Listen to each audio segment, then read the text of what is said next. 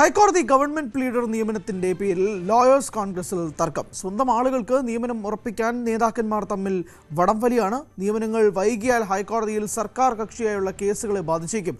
അടിയന്തര പ്രാധാന്യമുള്ള നിയമനങ്ങൾ വൈകാനും സാധ്യതയുണ്ട്.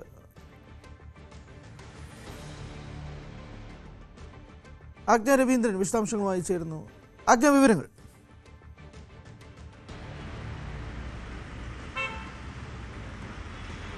ഹരി, ഹൈക്കോടതിയിലേക്കുള്ള government pleader, senior government pleader തുടങ്ങിയ തസ്തികകളിലേക്കുള്ള നിയമനം ഉൾപ്പെടെയുള്ള 60 അഡ്വക്കേറ്റുമാരുടെ നിയമനത്തിലാണ് ഇത്തരത്തിൽ ലോയേഴ്സ് കോൺഗ്രസിൽ തർക്കം നിലനിൽക്കുന്നത്. പ്രത്യേകിച്ചും ഈ കഴിഞ്ഞ 10 വർഷമായിട്ട് കോൺഗ്രസിന് യാതൊരു റോളും ഉണ്ടായിരുന്നില്ല. പക്ഷേ അതേസമയം തന്നെ ഈ 10 വർഷത്തിനുള്ളിൽ ഭരണം തിരിച്ചു പിടിച്ചപ്പോൾ കോൺഗ്രസുമായി യാതൊരു ബന്ധമില്ലാത്ത ആളുകളൊക്കെ ഇതുമായി ബന്ധപ്പെട്ട, അതായത് ഈ GP നിയമനവുമായി ബന്ധപ്പെട്ടും മറ്റ് സീനിയർ ഗവൺമെന്റ് പ്ലീഡർ നിയമനവുമായി ബന്ധപ്പെട്ടുമൊക്കെ ഇതിൽ കയറിക്കൂടാൻ ശ്രമിക്കുന്നു എന്നുള്ള ആരോപണമാണുള്ളത്. സാമുദായിക നേതാക്കളുടെ റെക്കമെൻഡേഷൻ അടക്കം, അതായത് കോൺഗ്രസിന് വേണ്ടി പ്രവർത്തിച്ച ഒരുപാട് ആളുകളുണ്ട്, അഡ്വക്കേറ്റുമാരുണ്ട്, അവർക്കൊക്കെ അർഹിക്കുന്ന ഒരുപാട് പേരുണ്ട്. അവർക്കൊക്കെ ഈ അവസരങ്ങൾ നൽകാതെ സംഘടനയിൽ പെടാത്തവരായിട്ടുള്ള ആളുകൾ, അതല്ലെങ്കിൽ ഇതുമായി യാതൊരു ബന്ധമില്ലാതെ ഹൈലി റെക്കമെൻഡഡ് ആയിട്ട് വരുന്ന ആളുകളൊക്കെ ഇതിൽ കയറിക്കൂടാനുള്ള ശ്രമങ്ങൾ നടത്തുന്നു എന്നുള്ളതാണ് പ്രധാനപ്പെട്ട പരാതി. പ്രധാനമായും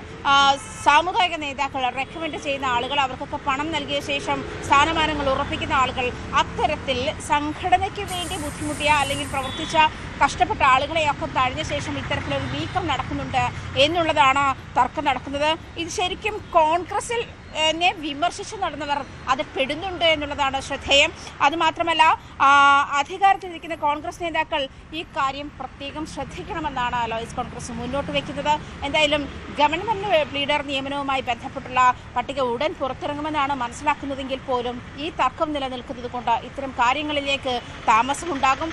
അതുകൊണ്ട് തന്നെ ഈ ഗവൺമെന്റിന് വേണ്ടിയിട്ടുള്ള സർക്കാർ അഭിഭാഷകന്മാരുടെ തസ്തിക നിയമനം വൈകുന്നതോടുകൂടി ഇത്തരം കാര്യങ്ങൾ, സർക്കാരിൻ്റെ കേസുകളിലൊക്കെ കേസ് നടത്തിപ്പുമായി ബന്ധപ്പെട്ടുള്ള ലാഗ് വരാനുള്ള സാധ്യതയും ഏറെയാണ്.